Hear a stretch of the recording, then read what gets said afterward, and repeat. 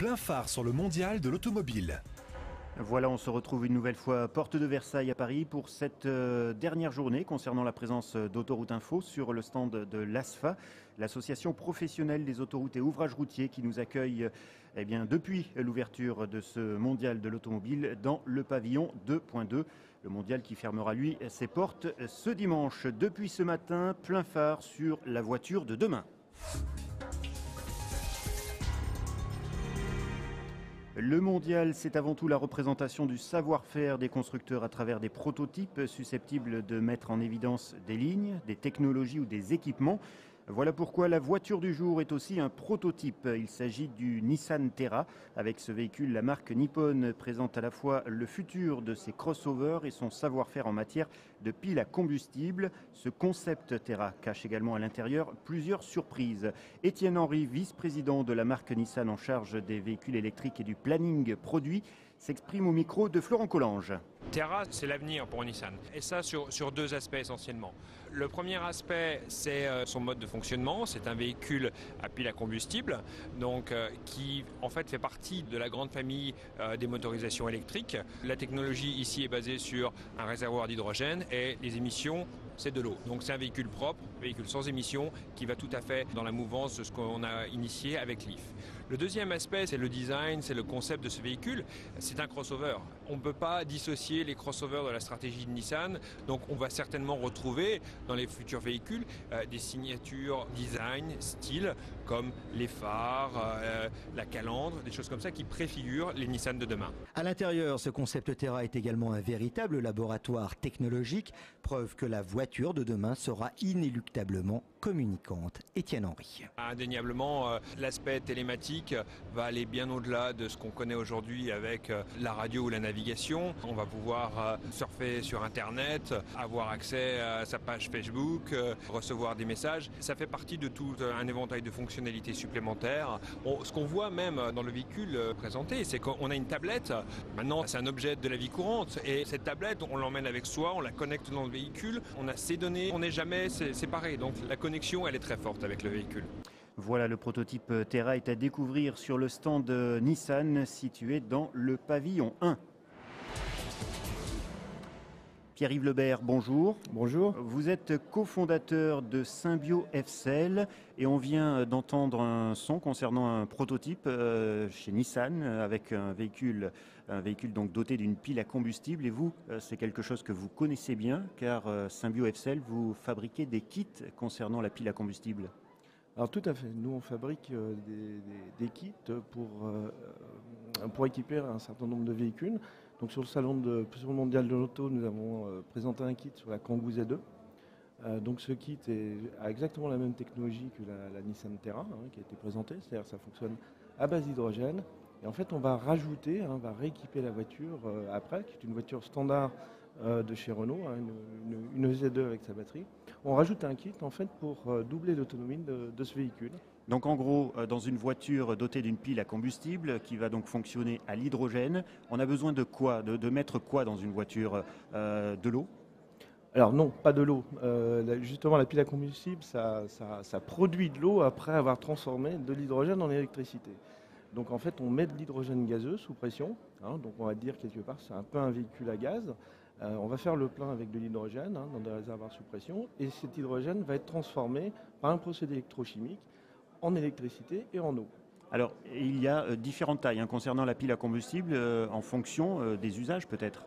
Alors tout à fait. Là, ce qu'on a fait sur la Kangoo Z2, c'est une très petite pile. C'est une pile de 5 kW. On va dire quelque part, c'est une espèce de chargeur embarqué et qui permet de recharger les batteries un petit peu au fil de l'eau et de prolonger comme ça l'autonomie de la voiture. Donc 5 kW, c'est très peu, c'est 5 radiateurs, je dirais, d'appoint dans une maison. On fait des piles qui vont aujourd'hui jusqu'à 300 kW. Donc 300 kW, en termes de puissance, ce serait un gros 13 litres Caterpillar en version diesel. Alors on parle beaucoup de puissance, on parle aussi peut-être d'autonomie? Tout à fait. Donc l'avantage de la pile à combustible, c'est que en fait, dans un volume en fait, relativement réduit, donc une pile à combustible avec ses réservoirs, c'est entre 3 et 5 fois plus petit en fait, qu'une batterie à énergie délivrée. C'est-à-dire que voilà, le kilowattheure est beaucoup plus petit sur une pile à combustible. Ce qui fait qu'en fait, on peut faire des engins beaucoup plus gros Et puis surtout, sur les engins plus petits, hein, sur les véhicules automobiles, on va pouvoir avoir des autonomies qui sont de 500 ou 600 km, hein, en fonction de ce qu'on a embarqué comme hydrogène et comme taille de pile à combustible. Alors la pile à combustible, donc finalement, elle est susceptible d'équiper tout type de véhicule. Alors vous avez évoqué très vite des engins de travaux publics éventuellement, jusqu'aux 2 roues motorisées. Alors tout à fait. Aujourd'hui, il existe déjà des 2 roues motorisées. Hein. Suzuki a un scooter qui sont introduits sur le marché japonais à pile à combustible. Nous, on a à peu près 200 types d'engins qui ont été recensés, qui sont extrêmement variés. Hein. Ça va de l'engin de mine souterraine à l'engin de manutention. On a un projet aujourd'hui sur une dameuse de ski alpin, qui est un très très gros véhicule. Alors on peut justement, lorsqu'on évoque ces véhicules, parler de l'avantage. Pourquoi des véhicules, des engins qui vont sous terre, des engins de mine, on pourrait s'intéresser à une pile à combustible pour leur puissance, leur énergie. Comment se fait-il que ce sont ce type d'engins qui pourraient être intéressés? Alors, ce type d'engin-là, en fait, la première chose sont les émissions, hein, les émissions de particules et les émissions de CO2.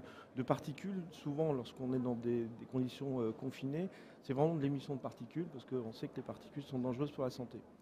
Le deuxième vrai moteur, hein, c'est le bruit.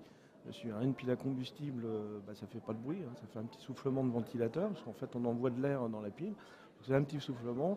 Et ça, on va trouver ça sur, par exemple, les gens qui voudraient faire de la livraison de nuit, typiquement. Hein, c'est de plus en plus à la mode parce que les centres-villes sont compliqués aujourd'hui en accès. Pour faire de la livraison de nuit et passer les fameux 65 dB, c'est-à-dire on entend 65 dB, c'est 3 personnes qui parlent dans la rue, en gros. Hein. Pour faire ces livraisons de nuit, effectivement, il faudrait des camions, et ces camions, il ne faut pas qu'ils fassent de bruit. Voir des engins qui travaillent sur des chantiers en pleine ville, tôt le matin. Donc, Tout à fait. Alors, bien sûr, tout le monde connaît la benne à ordures ménagères qui nous réveille sympathiquement tous les matins, sans parler de la petite balayeuse de trottoir qui vient nous chanter son doux son le matin. Ce sont des engins, effectivement, aujourd'hui, qui sont déjà électrifiables, parce qu'ils sont assez facilement électrifiables, et sur lesquels on peut mettre une pile à combustible et faire tourner une douzaine d'heures sans avoir de recharge. Alors une voiture de type berline qui fait du trajet un petit peu interurbain, hein, quand même, donc pas forcément une voiture urbaine. Quel type de batterie faudrait-il pour avoir à peu près la même autonomie qu'une voiture d'aujourd'hui, une voiture à moteur thermique? Alors aujourd'hui, il y a 2 choses. Hein. Par rapport à la batterie et la pile à combustible, il y a une petite différence. Donc la batterie, en fait, elle stocke de l'énergie. La pile à combustible, elle a converti. Donc en fait, l'autonomie va être donnée déjà par la taille du réservoir d'hydrogène et de ce qu'on emmène. Donc pour donner un ordre d'idée, 1 kg d'hydrogène, c'est à peu près 100 km. Sur la Nissan Terra ou la Hyundai qui est présentée, il y a à peu près 5 kg, ils font à peu près 500 km avec ça. Donc plus il y a de place dans la voiture, donc plus elle est grande. Et plus on peut aller loin. Voilà, exactement. Donc la batterie, elle aura forcément une taille adaptée aussi au véhicule. Voilà, alors après ça, il y a une question de puissance. Donc forcément, on va convertir plus ou moins vite toute cette quantité d'hydrogène.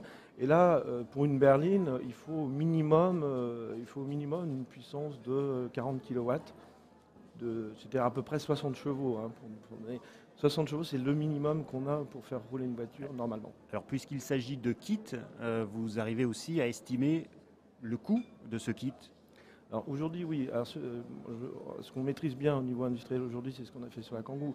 En gros, sur la Kangoo, si on produisait 10 000 voitures et plus, et 10 000 c'est un bon objectif aujourd'hui par rapport au flat qu'on vise.